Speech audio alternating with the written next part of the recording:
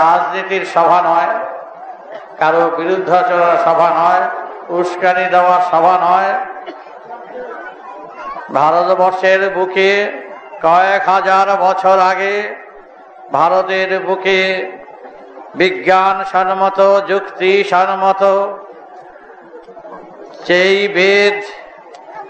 বেদ কারো ব্যক্তিগত সম্পত্তি নয়, সর্বজীবের, সর্বজাতির।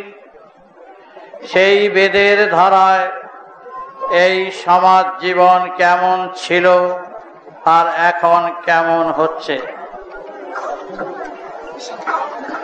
সেই সমাজ সব দিক থেকে সব কিছুর সমস্যার সমাধান করে তারা সমাজের বুকে বুক ফুলিয়ে মহানন্দে তারা বিরাজ করত। যাকে বলে আত্মসুখী, আত্মস্থ হয়ে আত্মজ্ঞানে মহানন্দে পরমানন্দে তারা সমাজ জীবনকে সুন্দরভাবে সুশৃঙ্খলার মাধ্যমে এমন সুন্দরভাবে গঠন করে তুলেছিল। সেই সমাজে ছিল না কোনো অভাব অভিযোগ, ছিল না কোনো শিক্ষা দীক্ষার বৈষম্য, ছিল না নিজেদের মধ্যে জাতিগত বিবাদ বিচ্ছেদ। সেই সময়ের সমাজ ছিল সমান সবার আসন, সবার সাথে সবার সম্বন্ধাদি, বিবাহাদি, আত্মীয় স্বজন সম্পর্কে সব গাথা বাঁধা ছিল। সেই সময়ের সমাজ অভাব শুধু মুখে মুখে অভিধানের খাতায় পাতায় ছিল।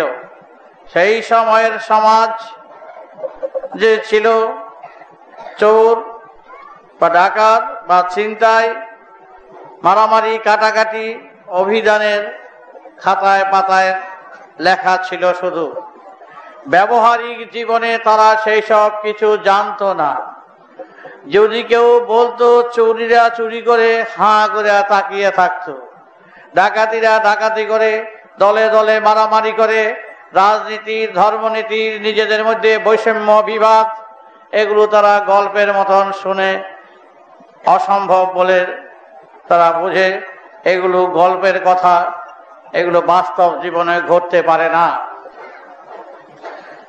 সেইভাবে সেই সময় সেই রকম ভাবে এই সমাজ গড়ে তুলেছিল বেদের ধারায়, বেদের সুরে। সবাই বেদের মাধ্যমে, বেদ হচ্ছে জ্ঞান, বেদ হচ্ছে বিচার, বেদ হচ্ছে বিবেক।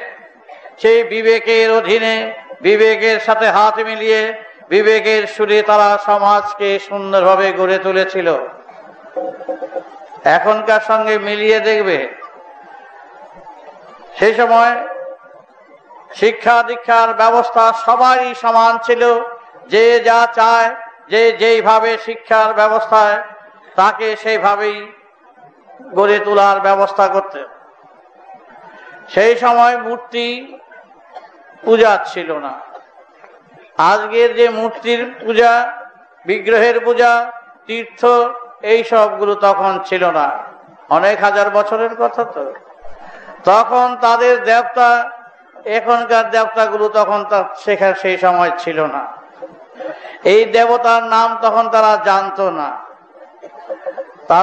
তাদের দেবতা ছিল বাস্তব জীবনের কর্মের মাধ্যমে যে সুর খুঁজে পেয়েছিল, সেই সুর সাধনায় তারা নিজেদের উৎসর্গ করে সর্ব অবস্থায় সেই সুর ধ্যানে জ্ঞানে তারা থাকতেন।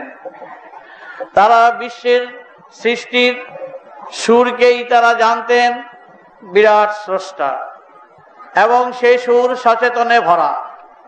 সেই সুরে ছিল বিবেক, বিচার। সেই সুরের সাধনায় তখন সবাই করত। কিন্তু আজকের মতন ঘরে ঘরে মূর্তি, বিগ্রহ, পূজা, তীর্থ, মন্দির, এইসবের বালাই তখন ছিল না। ছিল না দেব দেবতার কোনো লড়াই। আল্লাহ নিয়ে আর ভগবান নিয়ে মারামারি করতো না। এবং এখনো আমাদের কালী কৃষ্ণ নিয়ে ঝগড়া, বিবাদ, বৈষম্য, নিজেদের মধ্যে এখনো ঠোকাঠুকি রয়েছে। সেই সময় এইগুলো সব বালাই ছিল না, কারণ এদের নামই জানতো না, তখন নামই এদের উচ্চারণ কেউ করতো না। তখন এদের এখানে জন্মই হয় নাই। ভারতের বুকে আমাদের দেবদেবতারা যতগুলো জন্ম নিয়েছেন তাদের তখন জন্ম হয় নাই, তাদের সে অনেক বছর, হাজার বছর আগের কথা।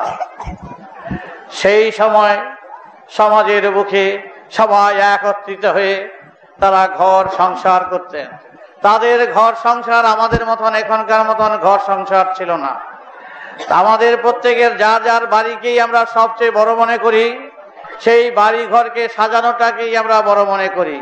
আর তখনকার সময় তাদের ঘর বাড়ি ছিল সমস্ত দেশ জোড়া, সমস্ত দেশ জোড়া তারা সবাই একত্রিত হয়ে তারা দেশের দশের কাজে দেশকে সাজানো সর্ব অবস্থায় তারা করে বেড়াতেন। তারা তখন আমরা যেমন আমাদের সীমানার ভিতরে আমরা গাছ পুঁতি, ফুল ফল পুঁতি, তখন তারা সর্বদেশে যেখানে যেখানে সুযোগ সুবিধা সুন্দরভাবে হতো সেখানে গাছ গাছরা ফলে ফুলে ভরে দিয়ে যেত। সমস্ত রাস্তা ব্যাপিয়া তারা সব রাস্তার পারে পারে কত ফুল ফলে সাজিয়ে বাড়ির মতন সাজাতো। তাদের দেশাত্মবোধ ওই রকম ছিল। আমাদের দেশাত্মবোধ 5 নম্বর 6 নম্বর বাড়ি পর্যন্ত, সেইটুকুনো সাজাতে পারলেই যথেষ্ট। ঘরের ময়লা বাইরে ফেলে দিলে আমরা মনে করলাম খালাস। আর তারা দেশের আবর্জনা সব কিছুকে পরিষ্কার করে এক জায়গায় রাখত এবং সমস্ত দেশটাকে ফলে ফুলে বাগানে সাজিয়ে করে তুলেছিল। এই রকম দেশাত্মবোধ নিয়ে তখন তারা চলতেন। সমস্ত ঋষিরা, বেদজ্ঞরা, বেদের উপরে যাদের দখল তাদের বেদজ্ঞ বলেন, বেদজ্ঞরা তারা সেইভাবে শিক্ষায় দীক্ষায় সমাজকে সুন্দরভাবে ঢেলে সাজিয়েছিলেন। এবং দেশের কর্মীরা, দেশের ভাই বোনেরা সব সময় বেদজ্ঞদের আদেশ উপদেশ নিয়ে সমাজকে সাজাতেন। সমাজের তখনকার সময় শিক্ষায় দীক্ষায় এত বড় হয়ে উঠেছিল যে সেটা কল্পনাতীত। আজও বিজ্ঞানীরা লাগাল পাচ্ছে না তাদের সেই সময় বিজ্ঞানের সাধনায় যাহা আবিষ্কার করেছিলেন।